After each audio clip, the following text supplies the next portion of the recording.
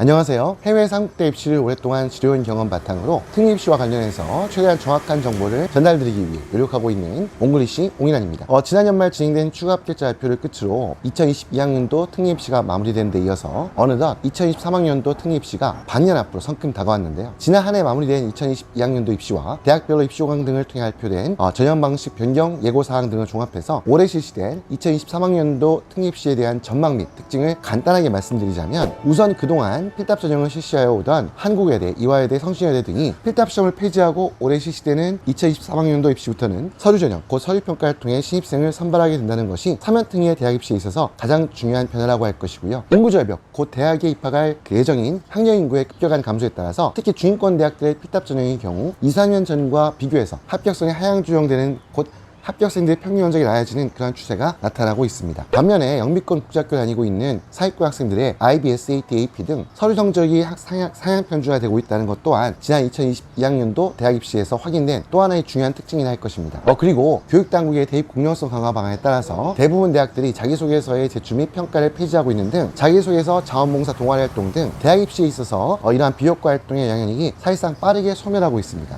이처럼 입시 환경이 빠르게 변하고 있는 가운데 대학 입시를 반년 정도만을 남겨두고 있는 우리 고3 학생들은 어떠한 마음가짐으로 어떻게 준비를 이어나가야 올 여름 실시될 2023학년도 대학 입시를 성공적으로 마무리할 수 있을까요? 학교 내신 성적, 각종 성적 등에 있어서 이 상위권 성적을 가지고 있는 학생들은 당연히 상위권 대학 또는 많은 학생들이 선망하는 인기학과를 목표로 해서 대학 입시를 준비하게 되는 경우가 많을 텐데요. 아시다시피 특히 지난해 치러진 2022학년도 입시에서의 경우에 표준학력 평가 시험 성적, 그 중에서도 특히 IB 성적에 대한 인플레이션이 발생해서 최종 성적이 40점을 넘어서는 그런 고득점의 학생들의 수가 적지 않게 증가하였고, 당연히 이에 따라서 상위권 학생들의 IB 성적 또한 상향 평준화되었습니다. 당연히 이에 따라서 상위권 대학 또는 인기학과에 지원한 학생들의 성적 또한 과거와는 비교가 안 될 정도로 우수한 경우들이 매우 많았습니다. 물론 단순히 숫자로 보여진 성적이 대학 입시의 모든 것을 결정하는 것은 아니지만, 얼마만큼 우수한 성적을 제출하느냐의 문제는 상위권 학생들 간의 경쟁이 치열한 최상위권 서류 전형에 있어서 학생의 경쟁력을 높일 수 있는 뚜렷한 장점인 것만은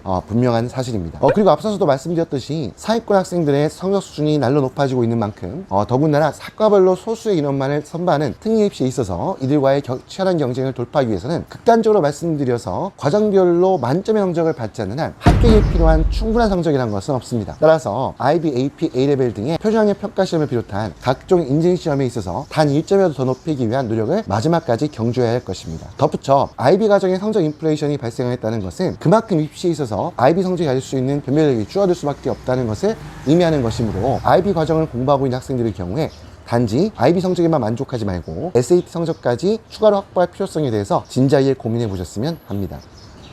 출생률의 저하에 따른 인구절벽, 곧 대학 입시에 치르게 될 학령 인구가 급속하게 감소함에 따라 그만큼 대학 입시에 대한 경쟁률이 따라서 점차 낮아지고 있습니다. 물론 해외로 나와 있는 주재원 등 재외국민의 수 자체가 줄어든 것은 아니기 때문에 특례 전형을 통해 대학에 지원한 학생들의 수 자체가 줄어든 것은 아니겠지만, 대한민국 전체 학생들의 수가 줄어들었다는 것은 상, 중, 하 성적대별로 이 분포한 학생들의 수가 얇아졌다는 그런 것을 의미하는 것입니다. 반면에 대학에서 신입생을 선발하는 정원의 수는 그대로이기 때문에 서류 전형을 실시하는 대학들과 경희대, 건국대 등을 사회권 대학을 제외한 중위권 내지 중위권 이하의 대학들의 경우에 필답 전형에 합격하는 학생들의 실력 순위 눈에 띄게 낮아지고 있다는 것을 체감하고 있습니다. 물론 그렇다고 해서 이들 대학이 아무런 노력도 없이 손쉽게 합격할 수 있는 것을 의미하는 것은 아니지만, 수정을 통해 대학에 입학하는 것이 아무리 노력해도 도무지 극복할 수 없는 이 넘사벽은 아니게 되었다는 것입니다. 따라서 본인의 현재까지 공부하고 있는 영어, 수학 또는 국어, 영어 과목에 대해 마지막까지 포기하지 않고 끝까지 최선을 다한다면 충분히 좋은 결과를 거둘 수 있다는, 말 그대로 합격이 가능하다는 그런 자신감을 가졌으면 하는 바람입니다. 본인의 성적보다 다소 무리하게 목표를 설정하고 있다거나 얼마 남지 않은 기간 동안 성적을 올릴 수 있을지에 대한 자신감이 부족하다거나 그 가능성에 대해 의심하는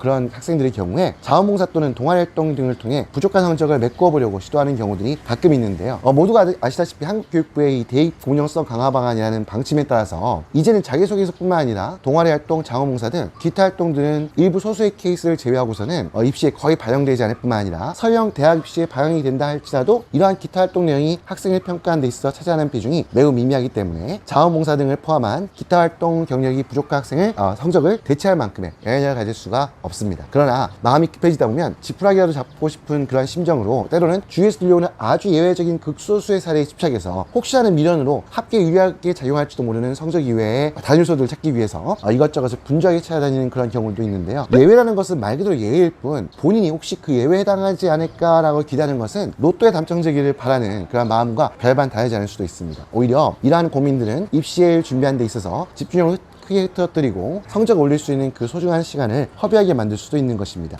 물론 때로는 쉽게 오르지 않는 성적에 답답한 마음이 들고 불안감이 휩싸일 때도 있지만 그럴 때일수록 마음을 차분하게 가다듬고 대입시에 있어서는 객관적으로 입증 가능한 성적이 그 무엇보다도 중요하다는 것에 대해서 한번 냉정하게 고민해 보셔야 할 것입니다. 십수년간 고3 학생들의 입시를 하면서 매년 이맘때쯤이 되면요, 적지 않은 수의 학생들이 반년 앞으로 다가온 입시에 대해 고민하면서 이 방향을 잡지 못하고 갈팡질팡하는 그런 모습들을 많이 보게 되는데요. 이렇게 학생들이 방향을 잡지 못하고 고민을 하게 되는 가장 큰 이유는 입시가 목적으로 성큼 다하고 있음에도 정체되어서 오르지 않고 있는 성적, 과연 남은 기간 동안 목표하는 그 대학에 합격할 만큼의 성적이 오를 수 있을 것인가에 대한 의심과 자신감의 상실 등이 중요한 원인으로 작용하게 될 것입니다. 이러한 불안감과 갈등으로 고민하다가 이에 따른 심리적 압박을 견디지 못해서 필답 시험마저 포기하고 면접 전형만으로 신입생을 선발하는 대학으로 목표를 낮춘다거나 때로는 여기저기서 소문으로만 들려오는 일부 특수한 사례들에 기대어서 다소간의 요행을 바라는 방식으로 입시를 준비하는 방향을 바꿔버리는 경우도 종종 발견하게 되는데요. 지원하고자 하는 대학의 목표를 낮추게 되면 당장에는 조금 더 마음의 부담이 줄어서